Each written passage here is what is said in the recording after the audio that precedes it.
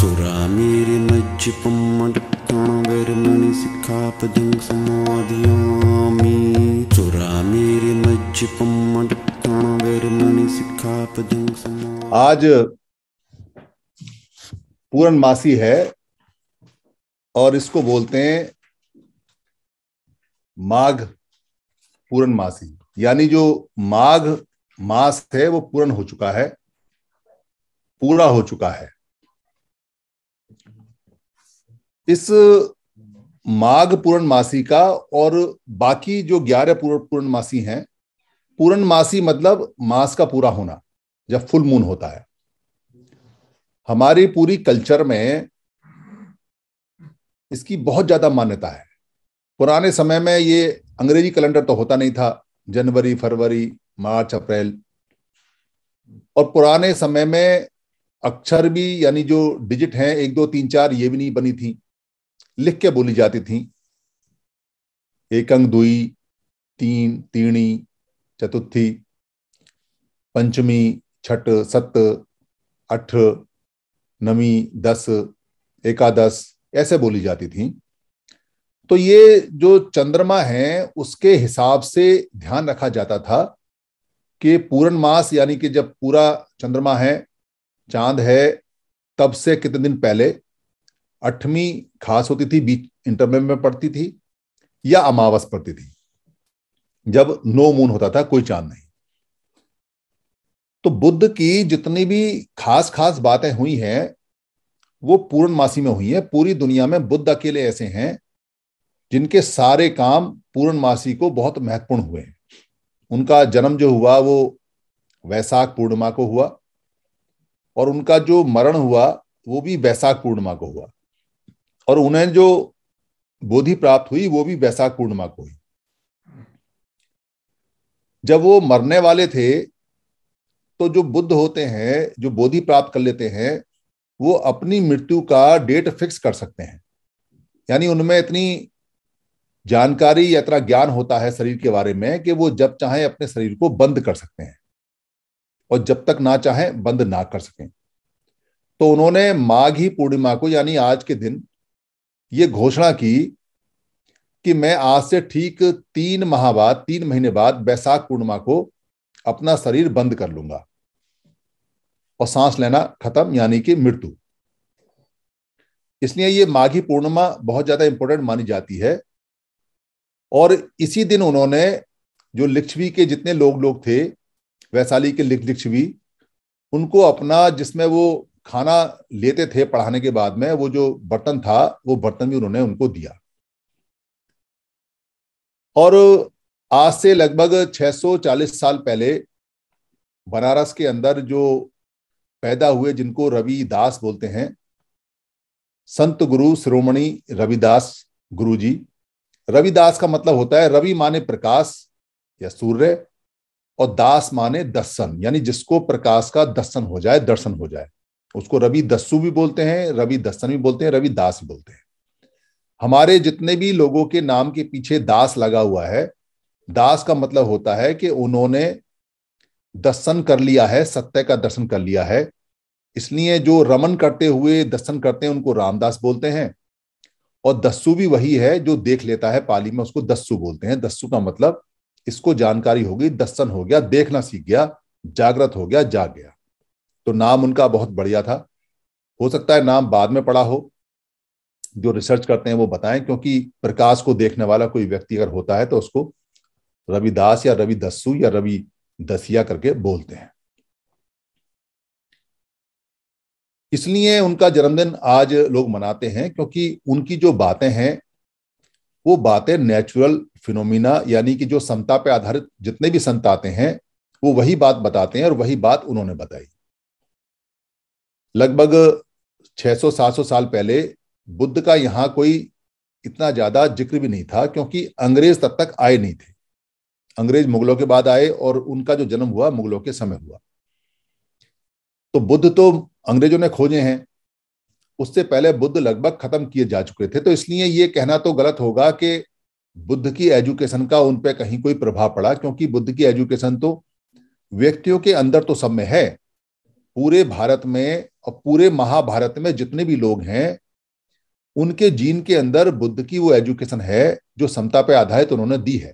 किसी किसी में वो जल्दी निकल आती है, किसी किसी में देर तक नहीं निकलती, और किसी किसी में मरने तक भी नहीं आती। तो जो रविदास जैसे जो संत होते हैं, क्योंकि उनका जो परिवार बताया है वो बड़े रिच लोग थे, और कुछ रिसर्चर कहते हैं कि उनका जो परिवार था, उनकी एक इंडस्ट्री थी जिसमें वो बिजनेस का काम करते थे, और बिजनेस भी चमड़े का बिजनेस था। चमड़े का बिजनेस यानी लेदर का बिजनेस बहुत ऊंचा बिजनेस माना जाता था पुराने समय से, और अभी भी है। अभी भी जो प्योर लेदर है, उसके जो बैग हैं, उसकी जो जैकेट हैं, उसके जो ग्लव्स हैं, उसके जो चाकू या हथियार रखने के जो म्यान हैं, उसकी जो लगाम है, उसकी जो बेल्ट हैं, वो बहुत महंगी बिकती हैं, और जूते भी महंगे बिकते हैं। पूरी दुनिया में चमड़े का काम बहुत पहले से होता है। दो तरह के काम बहुत पहले से होते हैं, एक खेती किसानी का, और एक जानवरों से संबंधित उनकी खाल का, या उनके मांस का, या उनके दूध का, या उनके अंडे का। दो ही काम प्राचीन कामों में सबसे ज्यादा प्रमुख काम रहे हैं। इसलिए सारी दुनिया या तो खेती का काम करती है, और या जानवरों का काम करती है। जानवरों को पालना, दूध निकालना, बेचना, मर जाए तो उसके बाद उसकी खाल का जैकेट बनाना, कपड़ा बनाना। और ठंडे देशों में तो अगर लेदर का कपड़ा नहीं है, लेदर की जैकेट नहीं है, या लेदर का तंबू नहीं है, तंबू भी लेदर के होते हैं, जो साइबेरिया जैसे जो एरिया है जहां बर्फ माइनस में डिग्री रहती है, वहां लेदर के तंबू बनते हैं, टेंट बनते हैं। तो लेदर का अगर जैकेट ना हो तो आदमी मर जाए। इसलिए जो भेड़िए की खाल है, कुत्ते की खाल है, हिरन की खाल है, भालू की खाल है, वो सारी खाल उनके लिए सोना होती है। सोना आज भी सोना होती है, क्योंकि लेदर की जो टोपी भी पहन लेता है, उसे पता रहता है कि कितनी भी ठंड हो, ठंड उसमें घुसती नहीं है। वो नेचुरल कोट होते हैं, क्योंकि बाल हवा को रोक लेता है और ठंड अंदर नहीं आती। इसलिए जहां जहां भी चमड़े का काम करने वाले लोग हैं, लेदर का काम करने वाले लोग हैं पुराने समय में, और अब भी, वो बड़े रिच और बहुत बढ़िया माने जाते थे। भारत में, क्योंकि सारी दुनिया में चमड़े का काम करने वाले लोग हैं, तो भारत में जो कैटल हैं यानी पशु हैं, दुधारू पशु, उनकी संख्या बहुत ज्यादा रही है। क्योंकि यहाँ खेती और ग्रीनरी, और यहाँ पानी बहुत ज्यादा है, जमीन बड़ी फर्टाइल है, तो यहाँ हरियाली बहुत है। हरियाली जहां ज्यादा होती है, वहां कैटल यानी पशु बहुत ज्यादा होता है। और जब ज्यादा पशु होगा तो मरेगा भी ज्यादा, और जब मरेगा ज्यादा तो खाल भी ज्यादा होती है। तो इसलिए खाल के काम करने वाले भी ज्यादा होते हैं, और उसके व्यापारी भी ज्यादा होते हैं। मगर भारत के अंदर चमड़े का काम करने वाले इतने ताकतवर और इतने समझदार, इतने इंडस्ट्री चलाने वाले लोग थे। उनका बड़ा पैसा उनके पास था, बड़ी इज्जत उनके पास थी, बड़े जानकार थे, बड़े टेक्नीशियन थे। तो उनको दबाने के लिए, उनको मनोवैज्ञानिक रूप से नीचा दिखाने के लिए, उनको छोटा दिखाने के लिए, छोटा करने के लिए, उनको सिर्फ शू मेकर यानी कि जूता बनाने वाले के नाम से जाना जाता है। और ये एक टेक्निक है कि आपका कोई अच्छा काम है, जो सर पे आप चमड़े की टोपी बना रहे हो, या सीने पे आप लेदर का जैकेट बना रहे हो, तो टोपी की इज्जत ज्यादा है, टोपी बनाने वाला। लेदर बनाने वाले की जो जैकेट है उसकी इज्जत ज्यादा है। लेदर का, चमड़े का अगर आप पैंट और बेल्ट बनाओगे तो उसकी इज्जत ज्यादा है। मगर अगर जूता बनाओगे तो जूता को पैर में माना जाता है, तो पैर के मुहावरे हैं, इसलिए उसकी जूता बनाने वाले की इज्जत जूते में मानी जाती है। और जूता रिपेयर करने वाला गंदा जूता भी पकड़ता है, इसलिए उसकी गंदे काम के साथ इज्जत और ज्यादा होती है। तो जितने भी लेदर के काम करने वाले, चमड़े का काम करने वाले लोग थे, उनकी बेइज्जती करने के लिए, चाहे वो लेदर का पर्स बना रहे हैं, चाहे वो लेदर की जैकेट बना रहे हैं, चाहे वो घोड़े की जीन बना रहे हैं, चाहे वो लेदर की लगाम बना रहे हैं, चाहे वो लेदर का पानी की बोतल बनाते हैं, चाहे वो लेदर का कोई खिलौना बनाते हैं, चाहे लेदर का, चमड़े का वो जो चाकू रखने का कोई आइटम बनाते हैं, या चाकू की मूठ बनाते हैं, पर उनको उस नाम से नहीं जाना गया भारत के अंदर। उनको सिर्फ एक नाम दिया गया, शू मेकर, जूता बनाने वाले। और जूता पैरों में होता है, उनको जानबूझ के ऐसा कहा गया। उनको चमड़े का व्यापारी नहीं कहा गया, उनको जूते का व्यापारी। ये ठीक ऐसे है जैसे आज के समय अगर आपकी कोई राष्ट्रीय पार्टी है चुनाव के अंदर, और वो राष्ट्रीय पार्टी आपकी राष्ट्रीय जो मान्यता है वोटों की, उसकी परसेंटेज पूरी करती है, तो उसके लीडर को वो राष्ट्रीय लीडर नहीं बोलते, उसके लीडर को बोलते हैं शेड्यूल कास्टों का लीडर। दलित, एक दलित शब्द लेके आए हैं, दलित का मतलब वैसे तो बहुत ऊंचा होता है, मगर यहाँ दलित का मतलब दबा हुआ नीचे, पद दलित करके, तो उसको दलित लीडर ही मानते हैं। या कोई अगर अपने समुदाय में बहुत बड़े लीडर है और वो पूरे शहर की नेतागिरी कर सकता है, पूरे शहर का प्रतिनिधित्व कर सकता है, जानकार है, तो उसको उसकी जात का नेता बताते हैं। और जो विरोधी लोग हैं उनका गली का भी नेता है तो उसको भी अंतरराष्ट्रीय और राष्ट्रीय नेता घोषित करते हैं और उसका कीर्तन करते हैं। कीर्तन, ये जो कीर्तन शब्द है ये बहुत इंपॉर्टेंट है। इस कीर्तन शब्द को आप समझो, क्योंकि जो पुरानी नस्ल के हमारे लोग हैं, जो पुरानी सोच के लोग हैं, वो कीर्तन तो करते हैं, मगर कीर्तन शब्द को अगर हम मॉडर्न करके बता दें तो उछल जाते हैं। कीर्तन का मतलब है, पाली में जिसको कीर्तन बोलते हैं, कीर्तन का मतलब है प्रशंसा करना, स्तुति करना, उसके बारे में फैलाना, उसको चारों तरफ फैलाना। इसको नगर कीर्तन बोलते हैं। नगर कीर्तन का मतलब है कि नगर के अंदर प्रशंसा करना, स्तुति करना और इस बात को फैलाना, नगर कीर्तन बोलते हैं। और कीर्तन को पाली से जब संस्कृत करके लेके आते हैं हिंदी में, तो कीर्तन का कीर्तन बन जाता है, तो नगर कीर्तन हो गया। नगर का तो नगर ही रहा, क्योंकि नगर तो नाग से बना हुआ है, हम लोग नाग हैं, जहां रहते हैं वो नागरिक हो जाते हैं, वो नाग लोग हैं, मगर कीर्तन का कीर्तन हो गया। तो ये जो कीर्तन है ये हमारे महापुरुषों ने बहुत बताया है कि भाई संगत करो और कीर्तन करो। कीर्तन का मतलब है कि जो सही बात है उसको पूरे शहर में प्रशंसा और स्तुति के रूप में प्रचारित करो, डेवलप करो, और जगह जगह इस बात को बताओ। इसे लिख के बताओ, इसे बोल के बताओ, इसको गा के बताओ, कैसी बताओ, मगर इसको बताओ। पहले तो गाने का साधन होता था, सारी बातें गाने में चलती थी, क्योंकि गाना याद रहता है। फिर उसके बाद में जब अक्षर ज्ञान आ गया तो फिर लिख के होने लगी। मगर आजकल जो कीर्तन है वो बदल गया है। आजकल कीर्तन वीडियो चलता है, व्हाट्सएप से चलता है, इंस्टाग्राम चलता है, फेसबुक से चलता है, फोटो चिपका चिपका के, बात को चिपका चिपका के भेजते हैं, बैनर से चलता है, बिल्ली से चलता है, लिखाई से चलता है, टीवी से चलता है, अखबार से चलता है, मैगजीन से चलता है, रेडियो से चलता है। ये सारे सारे आजकल कीर्तन के माध्यम हैं और हमको नगर कीर्तन करने का आदेश है, क्योंकि जो गुरु जी हैं शिरोमणि संत रविदास जी, उन्होंने कीर्तन के लिए कहा है और वो नगर कीर्तन होता था। और कीर्तन के साथ साथ क्या कहते थे, आरती करनी है। दरअसल आरती और एरती जो शब्द है वो दोनों का मतलब एक है। जब हम किसी चीज में रत रहते हैं तो उसको कहते हैं ये रत गया, रति है। ये बुद्ध के समय एरति, 3 तरह की जो बीमारियां हैं उनमें एक एरति भी है, बुद्ध के समय आती है एरति। यानी कि अगर आप अच्छे काम में रत रहे हो, रम रहे हो, तो जो मार है, जो बुराई है, वो आपको वहां से हटाएगी। अरे अच्छा काम क्यों कर रहे हो। तो एरति बुरे काम करने को बोलते हैं, और आरति का मतलब है कि आपने रमना है अच्छे काम में। ए और आ का अंतर होता है पाली के अंदर। तो कीर्तन करना है और आरति करनी है, यानी कि जो आसक्ति है, जो रति है, उससे दूर रहना है। ये गुरुजी बार बार बोलते हैं। जो जितने भी संत आए हैं आज तक, और जितने भी संत आगे आने वाले हैं, और जो पहले सारे संत गए हैं, उन सारे संतों की 5 बातें कॉमन हैं। इसलिए कोई संत अलग नहीं है। वो संत कहते हैं कि चोरी नहीं करनी है, समानता रखनी है, कोई व्यभिचार नहीं करना है, झूठ नहीं बोलना है, पाप नहीं करना है, नशा पता नहीं करना है। और किसी भी संत ने कोई नशा पता नहीं किया है। हमारा कोई संत ऐसा नहीं है जो सुल्फा पीता हो, चिलम पीता हो, सिगरेट पीता हो, शराब पीता हो, या भांग खाता हो, या भांग कांटा लगाता हो। आपको कोई संत नहीं मिलेगा ऐसा, कोई संत नहीं मिलेगा आपको। और हमारा कोई संत हथियार भी नहीं रखता।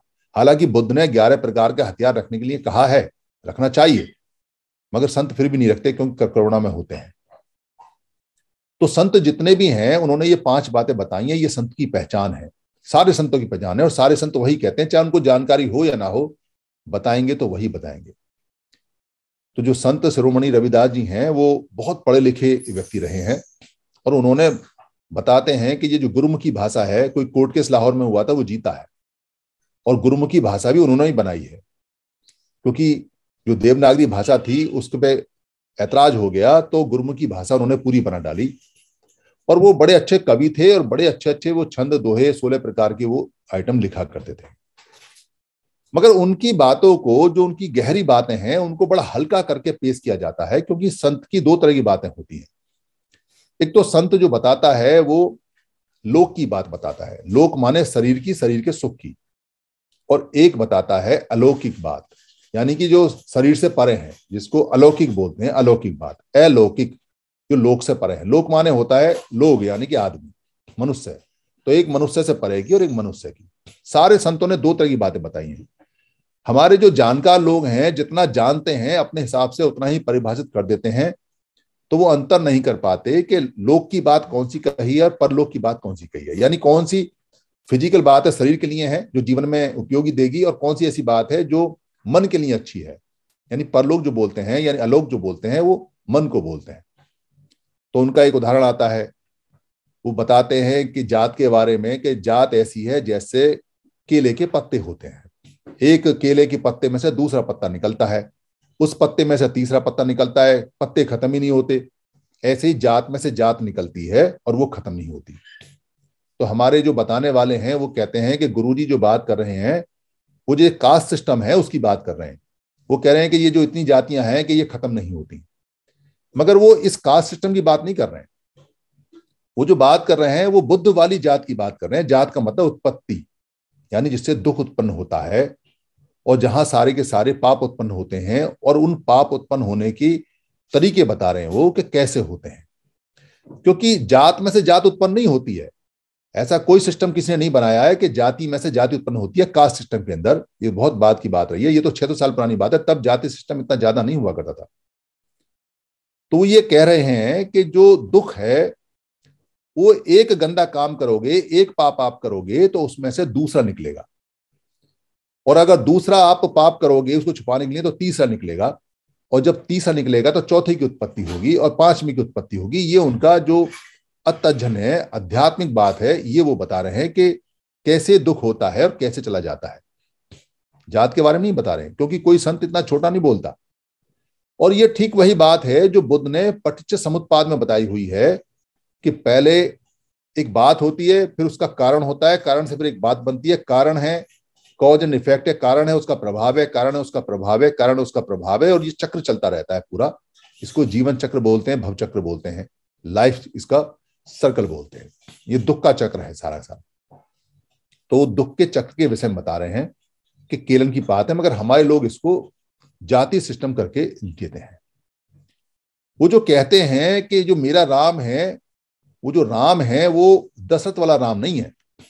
यानी वो कह रहे हैं कि जो उन्होंने राम के बारे में जो बात की है वो उनका कोई व्यक्ति नहीं है, और ये ठीक उसी राम की बात कर रहे हैं जो राम बुद्ध के बाद डेवलप हुआ है, यानी जो रमता है, जो रमण करता है। ये एक दशरथ जातक करके बुद्ध की एक साहित्य में, अटकथा में मिलती है, कहानी है। इसको अगर आप अच्छी तरह से समझ लोगे तो कभी जिंदगी में आपको परेशानी होगी नहीं।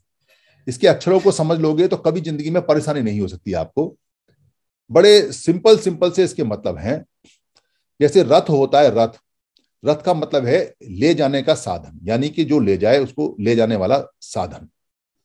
और अगर आप रथ आचर्य करके बोलोगे तो रथ आचर्य का मतलब है जो ले जाने के लिए उसका आचार्य है, मार्गदाता है, यानी आपको कहीं ले जाने के वाला उसका मार्गदाता है जो आपको लेके जा रहा है। मगर अगर रथवान और रथवाहक बोलोगे तो इसका मतलब रथ हो जाता है घोड़ों वाला रथ। तो दो तरह के रथ हैं, क्योंकि हमारा बार बार जो पाला पड़ता है वो मनोरथ से पड़ता है।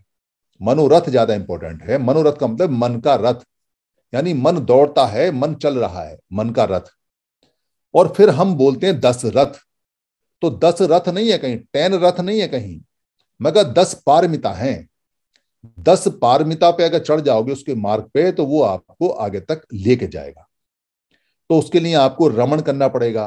तो दशरथ की जो जातक है उसके अंदर रमण है और लखन है और सीता है, ये तीनों नाम उसके अंदर हैं। और ये तब हैं जब ये राम, लखन और सीता और दशरथ नाम कहीं दुनिया में थे भी नहीं, उस जातक में आते हैं। क्योंकि दशरथ का मतलब 10 पारमिता है, और राम का मतलब है जो रमता है, जो रमण करता है, जो विपස්සना साधना मेडिटेशन में रमेगा उसको राम बोलते हैं। जैसे जो गाड़ी चलाता है उसको ड्राइवर बोलते हैं, वैसे ही जो रमता है उसको राम बोलते हैं।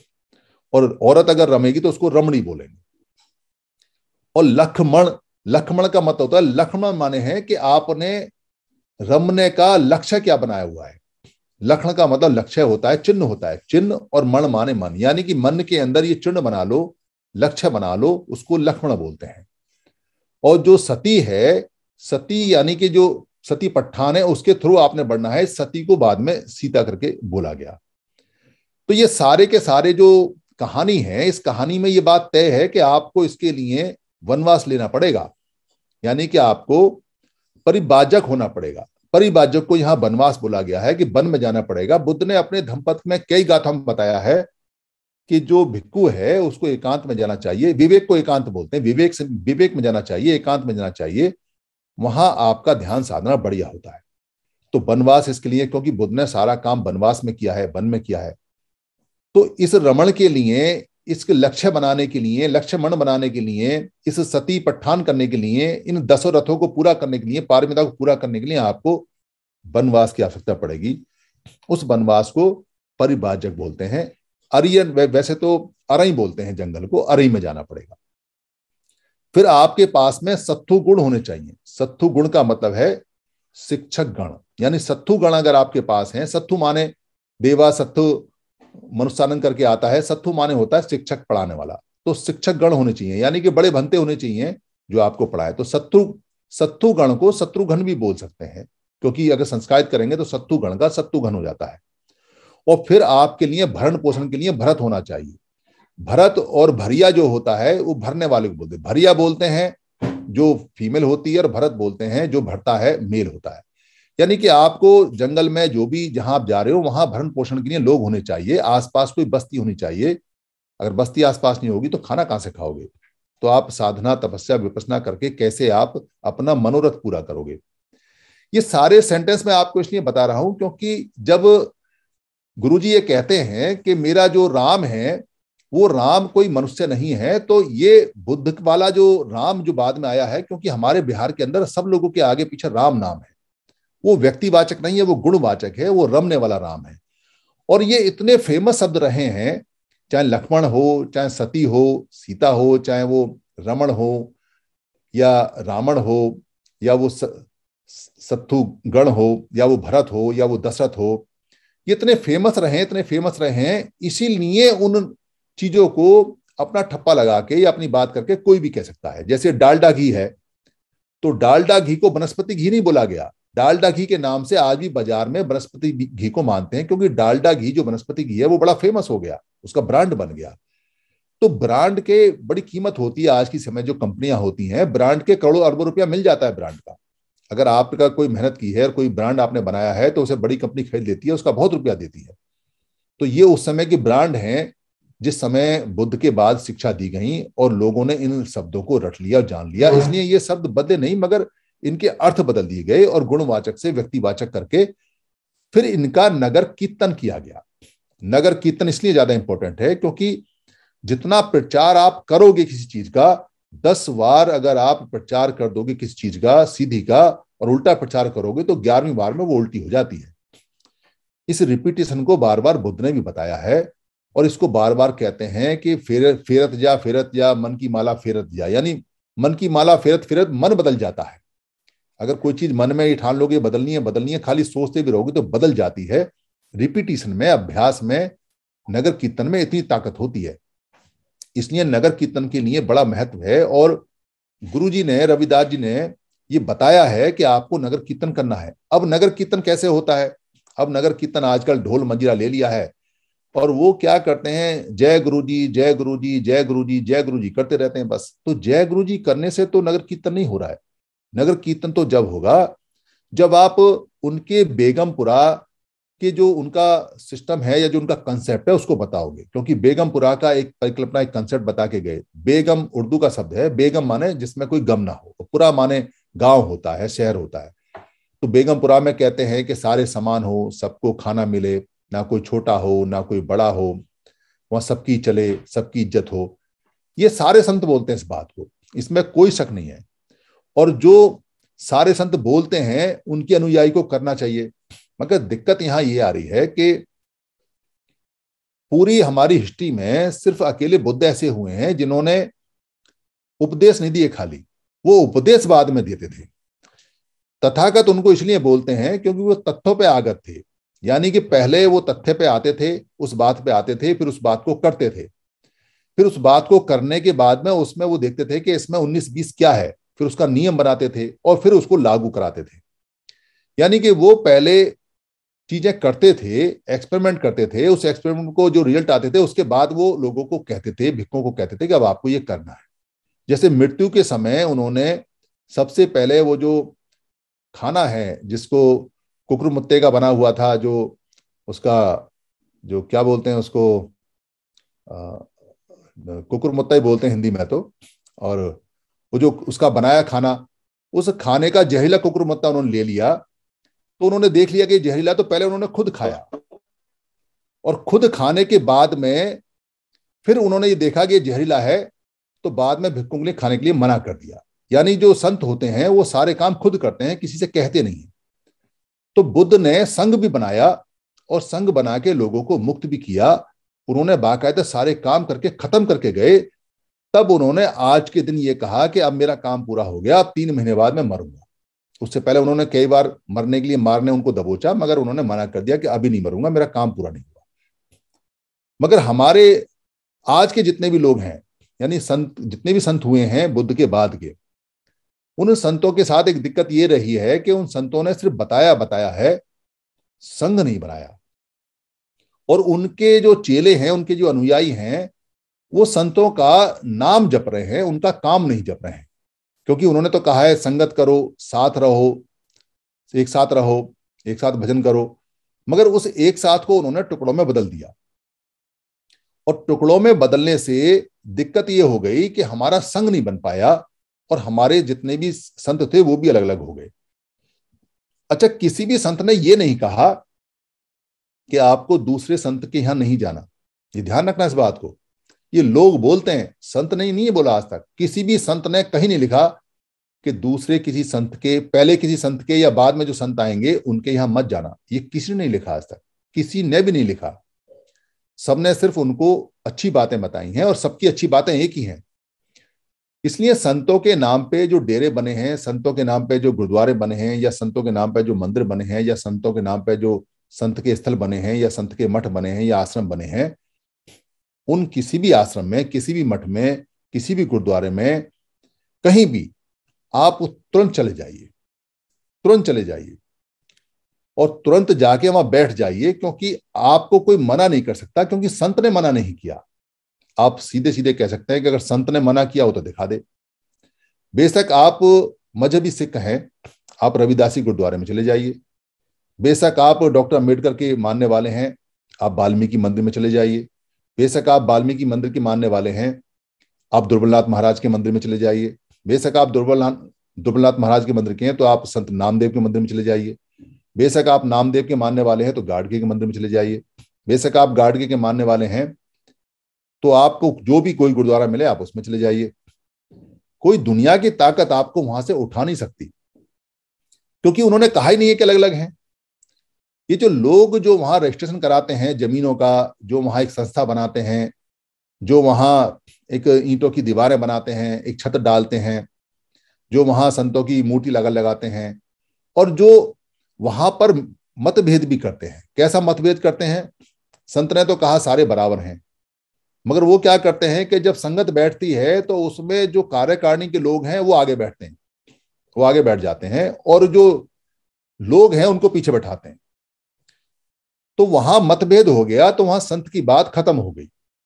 इस मतभेद को खत्म करने के लिए संघ के नियम बुद्ध ने जो बनाए वो जबरदस्त थे, क्योंकि बुद्ध के संघ के नियम में जब संघ बैठता था तो कभी ऐसा नहीं हुआ कि कोई आगे बैठेगा या कोई पीछे बैठेगा। कोई आज तक भी ऐसा उदाहरण नहीं है कि संगत में यानी संघ में बैठते समय कभी ऐसा हुआ। जो जैसे आता जाता था वैसे बैठता जाता था। जिसको कह दिया कि आज ये बताएगा, वो उल्टा मुंह करके बताता। उल्टा मुंह करके तो बताएगा ही, क्योंकि जब लोगों के सामने आके बैठेगा तब बताएगा, तो वो उल्टा मुंह करके बताना शुरू कर देता था। तो बुद्ध के संघ में कहीं आसन भी छोटे बड़े नहीं होते थे, मगर संतों के यहाँ आसन छोटे बड़े हो गए, क्योंकि संतों के यहाँ कहते हैं कि यहाँ सब समान है, मगर संतों में ही मामला खराब है। इसलिए हम लोगों को क्या करना चाहिए? हमको संतों की बात माननी चाहिए। और जहां भी कोई गुरुद्वारा मिले, जहां भी कोई संत गाडगे भवन मिले, सतनामी भवन मिले, या जहां दुर्बलनाथ महाराज का मिले, या जहां कबीर महाराज का मिले, कबीर जी का मिले, या रविदास जी का मिले, या वाल्मीकि भवन मिले, या वाल्मीकि मंदिर मिले, या अम्बेडकर भवन मिले, किसी भी संत का मिले जो हमारे अपना है, श्रमण है, उसमें जाना चाहिए, हमको बार बार जाना चाहिए और जाके बैठना चाहिए। उनकी कोई छोटी मोटी परंपराएं होंगी, इन सबकी परंपराएं लगभग एक सी हैं। कैसी हैं? सर पे कपड़ा डाल लो या सर पे कुछ रख लो तो रख लो भाई। उन्होंने कोई सिस्टम बनाया, उसको सिस्टम को चैलेंज नहीं करना चाहिए।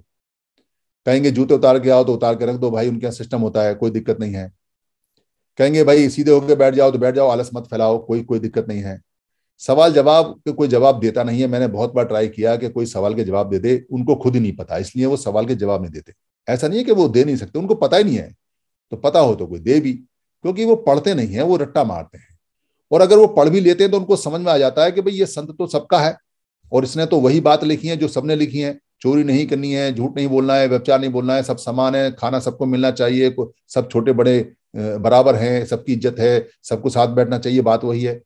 उन बातों को खुद वो नहीं मानते जो मठ चलाते हैं, क्योंकि सारे समान है तो वो पीछे बैठेंगे, फिर तो जो पहले आएगा वो आगे बैठेगा और उनको पीछे बैठना है नहीं।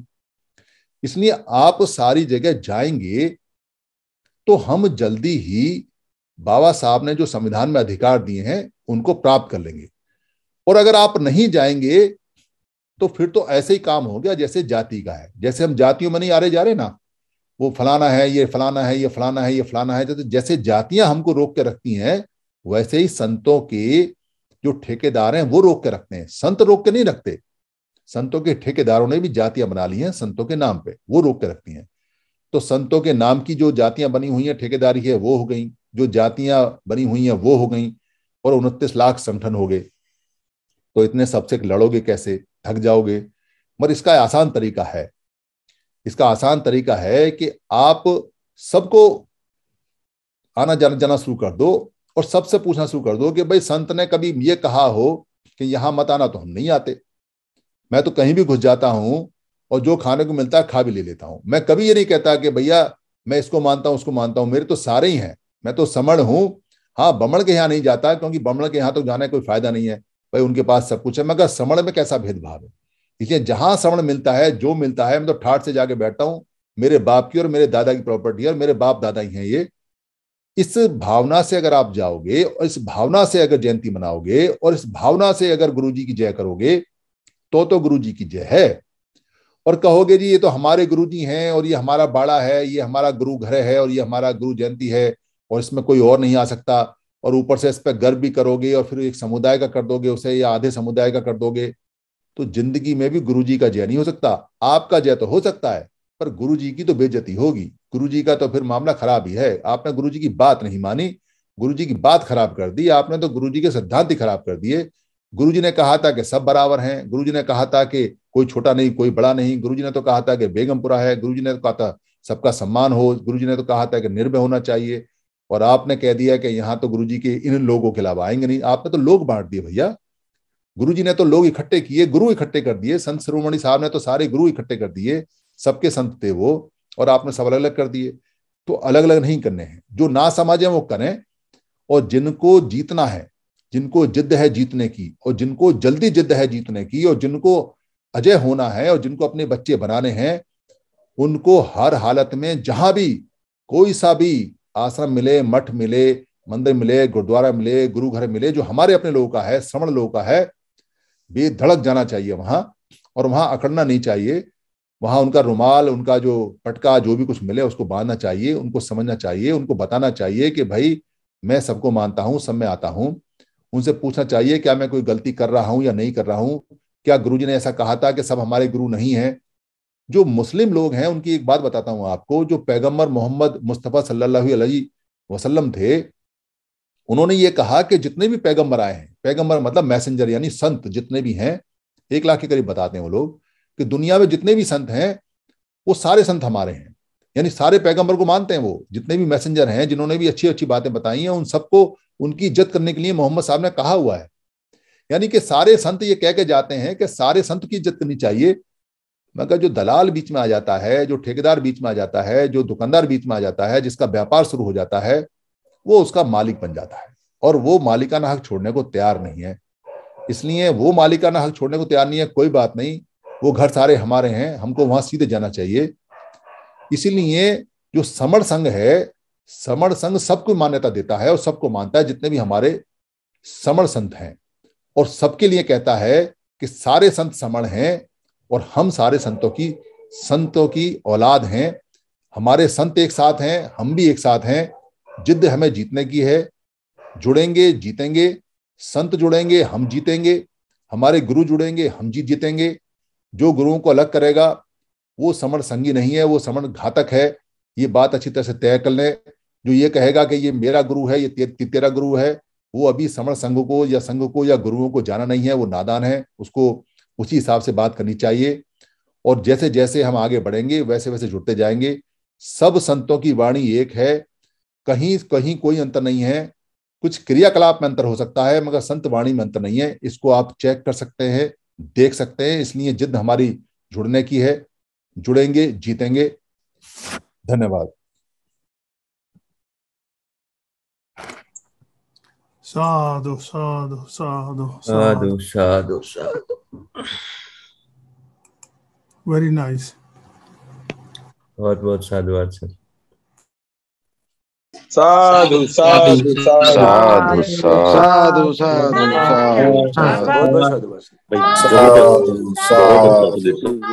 Thank you. बहुत बढ़िया कंसेप्ट सर जी। बहुत बहुत साधुवाद सर, बहुत बहुत साधुवाद। बहुत साधुवाद। बहुत अच्छा कंसेप्ट।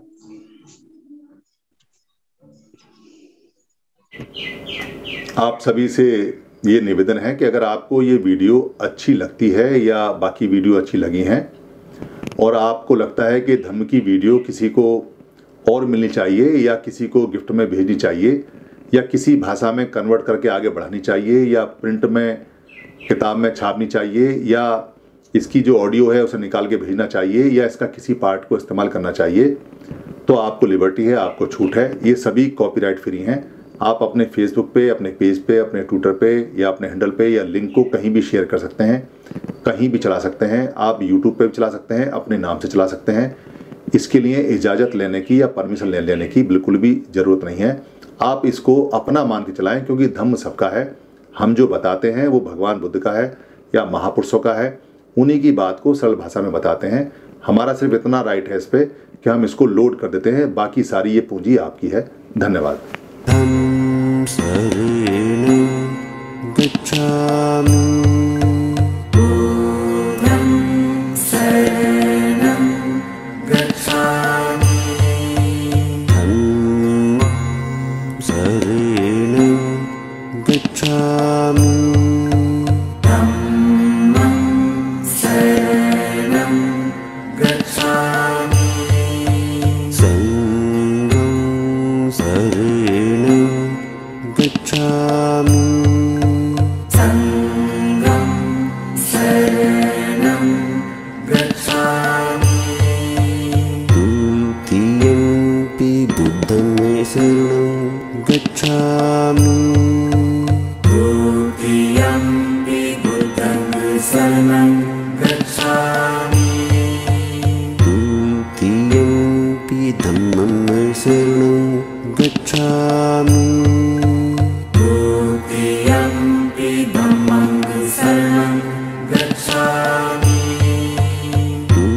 द्वितीयंपि संघं शरणं गच्छामि।